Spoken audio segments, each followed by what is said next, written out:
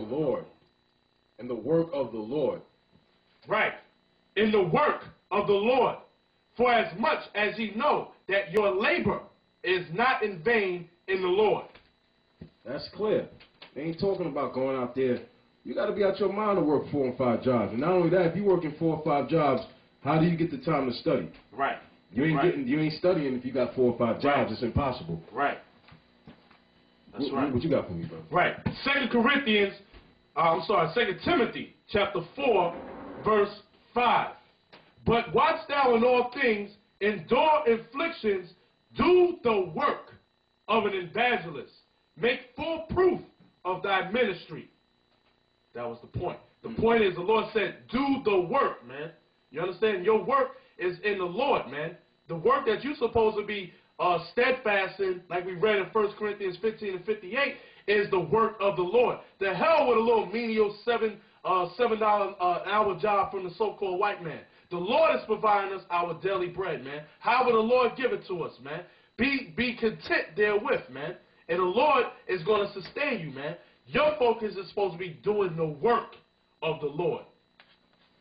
Now, let's get into this topic. All right. Give me 1 Peter chapter 2. Right. All right. This is going to get into the topic. All right. I don't know, man. Put something else on. This get rid of them. 1 Peter chapter 2, verse 1. Wherefore, laying aside all malice and all guile, and hypocrisies, and envies, and all evil speakings. And all evil speakings. That's what you guys haven't done. That's why you 92 Israelites, y'all ain't got it, man. Right. I'm just saying it like it is. You ain't got it, son. Right. The Spirit has departed from thee, man. That's right, man. As newborn babes, desire the sincere milk of the word. As newborn babes, desiring the sincere milk of the word.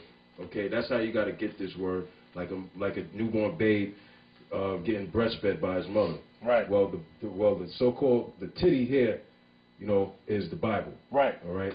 And we ain't got no time, like Elder Tar said a while back. We ain't got no time to go back and teach you everything, man. Just like a baby, can you, a grown-ass man, can you make that grown-ass man get back on his mother titty, all right, and wean him on the breast and build him up? No, you can't do it, man.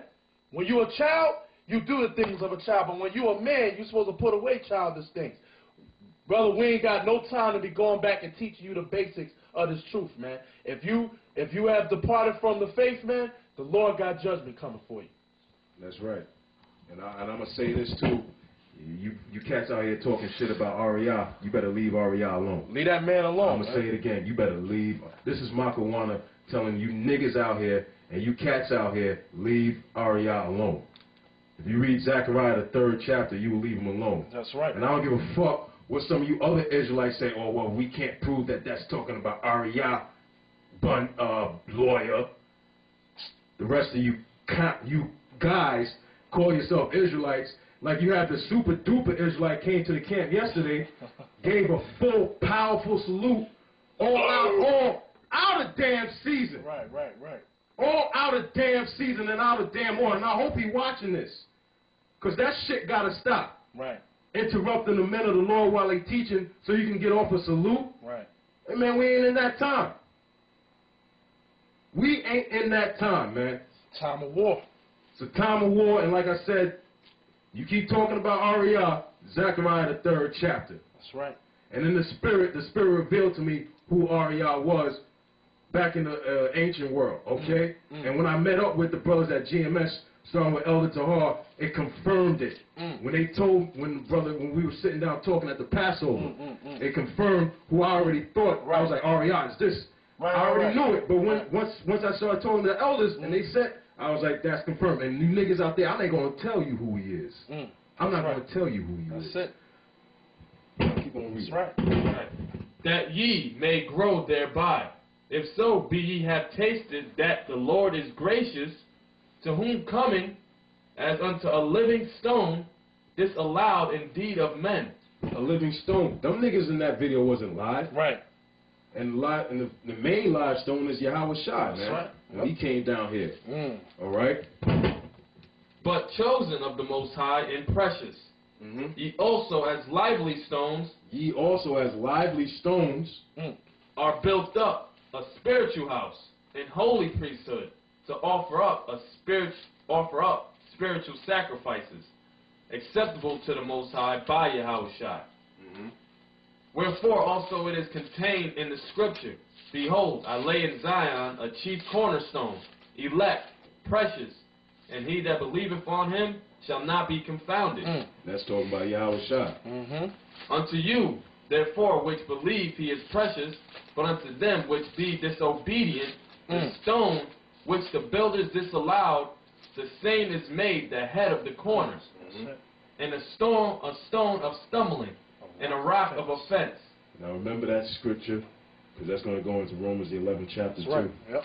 and Isaiah 8:14. Come on. Yep.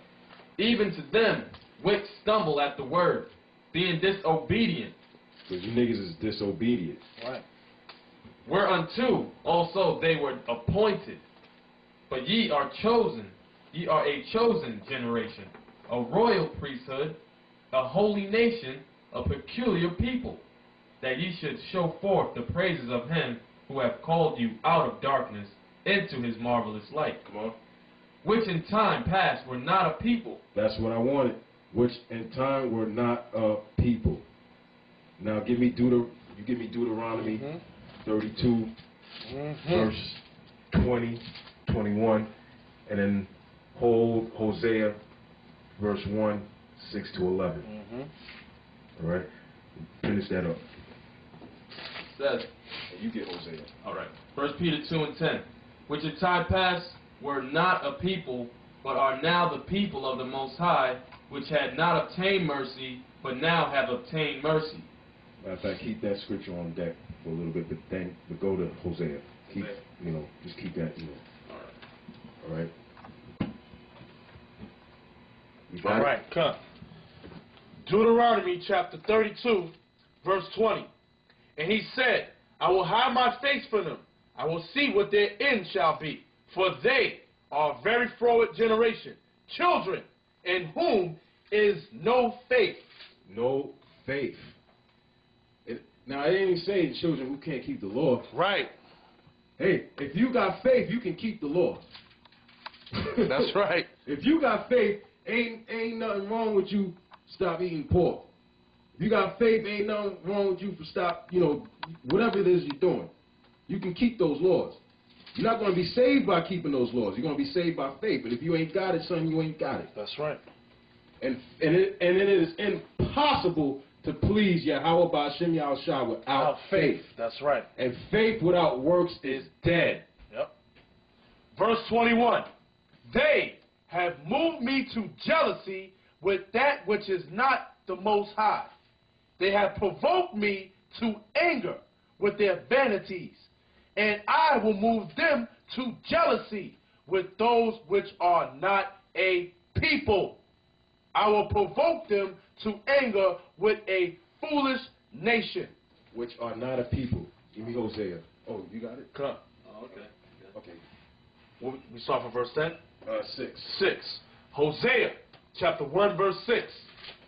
And she conceived again and bare a daughter. And the Most High said unto him, call her name Lo Ruhamah, for I will no more have mercy upon the house of Israel, but I will utterly take them away. Now, what is that talking about? That's going into the Assyrian captivity. When the nation of Israel was split into two, when you go back to 1 Kings, the 11th chapter, after death of King Solomon, which thing that King Solomon went off was he started worshiping the gods of the other nations. Right. That he fell in love with those women that he had that was other nations. He started, worshiping their gods.